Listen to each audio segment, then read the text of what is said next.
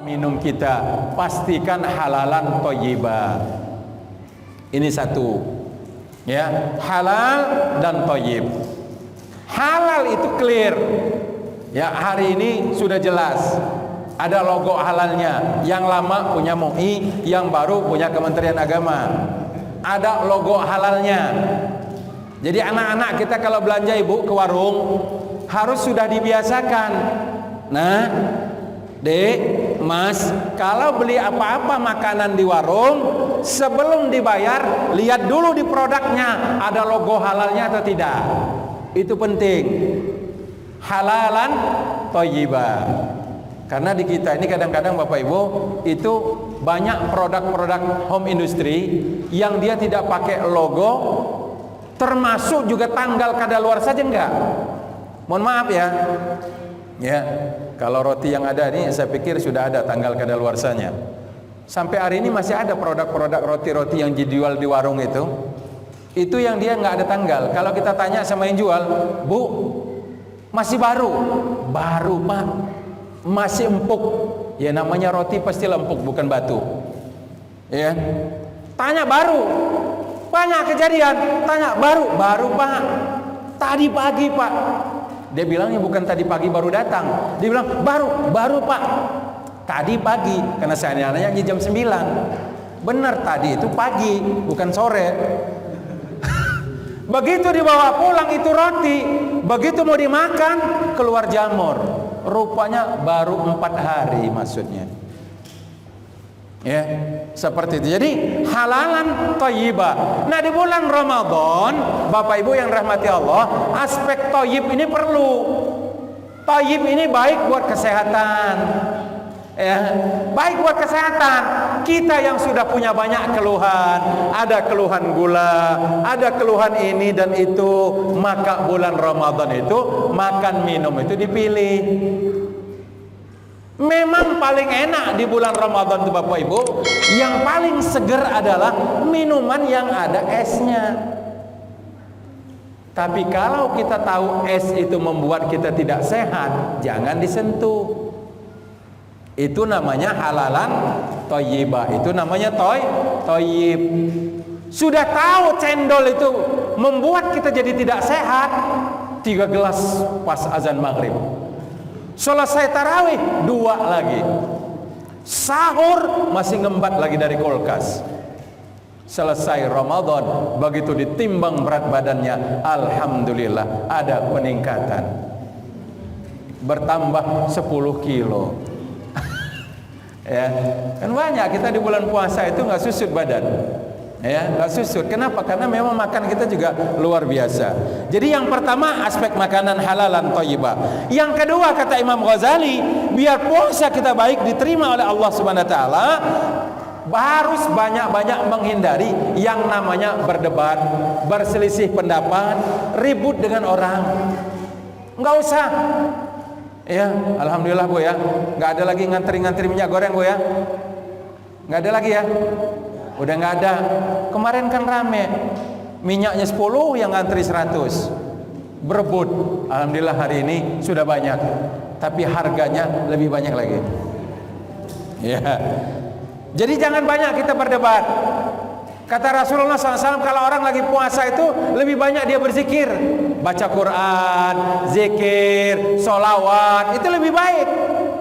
Yang ketiga kata Imam Ghazali, jangan sampai di bulan Ramadan kita justru senengnya sambil nunggu waktu buka kok ngebuka aib orang, menghibah, membuka aib orang. Ghibah itu kata Rasulullah SAW, zikruka akhaka fima yakrah. Yang dimaksud ghibah itu, yang dimaksud itu kita menggunjing orang itu adalah mengungkap-ungkap, membuka sesuatu, menyebut-nyebutkan perihal saudara kita. Kalau dia tahu tentang cerita itu, dia tidak suka karena aib. Jadi Bapak Ibu yang dirahmati Allah, ghibah itu bukan berarti bahwa kita mengada-ngada, bukan. Ceritanya memang ada. Misal mohon maaf gitu, si Fulan kemarin ngambil barang milik si A tanpa izin. Kenyataannya betul ada. Lalu kita cerita kemana-mana, si A itu kemarin begini-begini. Memang kenyataannya begitu. Ini namanya riba. Gak boleh. Ya. Kenapa? Aib saudara. Kata Rasulullah SAW, siapa yang suka menutup aib saudaranya, nanti di hari kiamat aib kita ditutup Allah. Nah, di bulan Ramadan jangan sampai kita asik membuka aib orang. Termasuk ini handphone, harus dijaga. Saring sebelum sharing. Cek dulu, pastikan apa yang kita kirim kepada saudara, kepada kawan kita di grup, jangan sampai mengandung dusta. Karena sekali kita menge-share, dibaca oleh sekian ratus orang, kalau itu keburukan, berarti kita menanggung dosa dari 100 orang yang membaca postingan kita tadi. Atau tanggung. Ya, seperti itu. Itu yang ketiga. Yang keempat, kata Imam Ghazali, jangan sampai di bulan Ramadan ada kata dusta, berbohong. Ya, kita sudah sampaikan kemarin dalam bab muamalah, banyak sekali orang tidak jujur dalam bab jualan. Jangan sampai Ramadan ini kita tidak jujur. Kenapa? Karena Ramadan itu adalah kejujuran antara seorang hamba dengan Allah Subhanahu wa ta'ala. Ya. Kemudian yang kelima, kata Imam Ghazali, biar puasa kita baik, diterima oleh Allah Subhanahu wa ta'ala, jangan menyakiti orang lain. Ya, Rasul kan sudah banyak mengajarkan kita, sampai hal-hal yang sangat sederhana itu dicontohkan oleh Rasul. Ya, kadang kita nggak merasa Bapak Ibu itu menyakiti orang. Kata Rasul, kalau ibu-ibu masak, ya, aroma sampai tercium tetangga, itu Rasul saja mengajarkan, fa'aksirul marok, perbanyak kuahnya saja. Kalau Anda nggak bisa ngasih lauk, cukup antarkan kuahnya saja. Kenapa? Karena aroma masakan kita tadi tercium oleh dapur tetangga, kecium sama tetangga kita yang lagi di dapur juga. Padahal saya tanya ibu-ibu, mencium aroma masakan itu menyakitkan atau enak ibu? Enak ya, maksudnya ya lumayan lah daripada nyium bau ya kan, kotoran itu kan masih mendingan. Mohon maaf itu, ada tetangga goreng ikan asin, gosong, pastilah aromanya menyengat. Wis, enak tenan ya asin ini kan. Kan lumayan enak gitu kan. Tapi ternyata kata Nabi, yang model begini walaupun itu tidak menyakiti fisik, tapi karena membuat orang jadi membayangkan sesuatu, merasa ingin ngidam dengan sesuatu, kata Nabi faksirul marok. Kalau masak mbok yo kuahnya dibanyakin biar bisa ngasih tetangga. Maka dulu Bapak Ibu, ya. Dulu kita punya tradisi yang baik. Kalau tetangga ngirim makanan pakai mangkok, pakai piring, saya pikir masih sampai hari ini Bu ya, biasanya piring itu nggak balik kosong. Sama orang yang dikirim biasanya ditahan dulu, besoknya baru dibalikin. Ketika dia balikin itu biasanya ada isinya juga diantar. Tapi kalau ada orang dikirim makanan pakai piring, selesai diambil makanannya piringnya masih kotor, nih Bu terima kasih Bu ya, dicuci aja enggak. Apa perasaan ibu? Ini kan nggak baik. Walaupun nggak ada kewajiban membalas, tapi kan baiknya kalau kita diperlakukan dengan baik oleh orang lain, balas dengan yang lebih baik.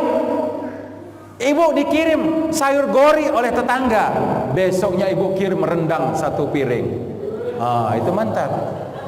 Ya kan? Sayur nangka dibalas dengan sayur rendang, Pak. Iya kan? Ikan asin dibalas dengan ikan simba. Luar biasa.